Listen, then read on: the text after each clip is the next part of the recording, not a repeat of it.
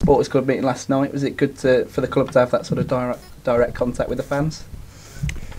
I think as a football club you have to be you have to give information to supporters, and I think it doesn't harm to have these meetings every now and again.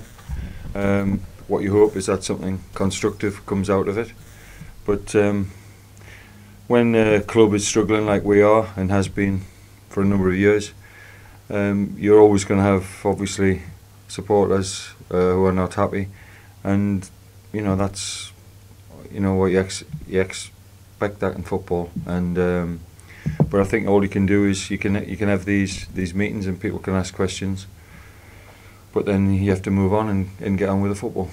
The chairman spoke to us after it last night and said that he feels with a sort of a summer revamp of the squad and then go again next season, he feels League One's a realistic target. Would you agree? We've got to survive in this league first. League One's a million miles off at the moment. I'm not even thinking about that. We need to obviously stay in this league, which has proven to be difficult. And then at the end of the season, there needs to be changes. I think I've said that ever since I came in. There has to be changes at the club. But the one thing is, the club it's been in a decline, and it has to. You have to, start again, and you have to start building it again, and it will take time. And he also mentioned the second instalment of the Jordan Hugill money. You'll have that available to spend on your squad. Is that the impression you're under? I didn't hear him say that. I wasn't aware that he said that. I don't think he said that. He spoke to us after. He spoke to Lee Blakeman and said that he's got the second instalment, the 600,000 that will come in January next year. He said you'll have that available to you and your squad.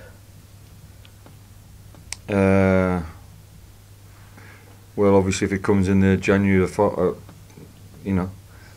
without being disrespectful, it's the summer when the rebuilding will be needing to be done, not the January, because like I've said, January is a difficult month to sign players, and the rebuilding has to be done in the summer. So whatever money is available, then it needs to be used to good effect in the summer. We can't be waiting till January. We'll take it back to on the pitch matters now. With the game in midweek, you looked like the better side for large amounts of it, but then came out on the losing end. How have the team reacted from that this week? You wouldn't, if you turned up to a training session or turned up in the dressing room, you wouldn't sort of detect that the club has gone so long without winning a game, and that we're in a relegation fight, because I think the atmosphere is good amongst the players, but you can only keep saying it, and we're getting to a stage now where we have to win games. Certainly over the next couple of weeks we have to win games. There's no question about that. We had a margin for error, but I feel like that's gone, and we have to win games. So I think the players were obviously disappointed on Tuesday night, but they weren't disappointed in the way they played, or the fact that they more than matched and were better than a team who's obviously in the playoffs. But it's all about getting results, and unfortunately at the moment, for whatever reason, we're not getting the results that we want. But they've got to keep trying, and they've got to keep playing and believing.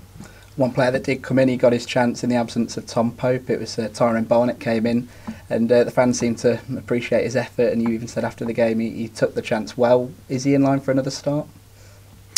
Yes, he's in line for the game tomorrow. I thought if players miss chances or if they don't score goals, I don't think I've never been one who criticises. What I will criticise is if people don't show the necessary effort and commitment, and I think Tyrone, he worked hard the other night, and that's all you could ask of him. So whenever he gets his chance, he has to play with the same commitment as he showed the other night, and hopefully on another day he would have got a couple of goals. And we move on to Wycombe, obviously a tough test, third in the league. What are you expecting from them? Well, obviously it is a tough test. They score goals, they put balls in the box. Off set pieces, they've scored a lot of goals, and they will test us physically as well. And it will be a tough game, but we're not treating it any different. We have to go there and we have to be positive. So we're not just going to sit back and invite pressure. We need to be positive ourselves, and that's what we'll try and do. There's a big task in hand for your defenders on when they come up against Aspin as well. Is there any specific plans to try and stop him if he starts the game? No, I think I've played as a centre half myself. You've obviously got problems the nearer to goal that he takes you, so we've got to try and keep him out of the box as much as possible, and obviously limited the service into him, because he's having a good season. He is a handful, and he does score goals, so he will have to be somebody. We will have to keep him quiet if we're going to win the game. And Nathan Smith's in line to make his 100th appearance for the club. Is that going to be the what's going to happen? Is he going to get the chance to make that 100th appearance? You certainly get the chance. I'm not going to tell you the team, but I think we can, safely say I expect him to be playing. But the way things are going with this, sometimes you have your team in mind, and then things happen which, that are out of your control, and you can't put that team out. But certainly, the other night, I didn't want to make the change with David Worrell, but he was injured. He felt his thigh and had to come off. I thought they were getting good service from the flanks, but sometimes injuries or other things dictate what team you can pick.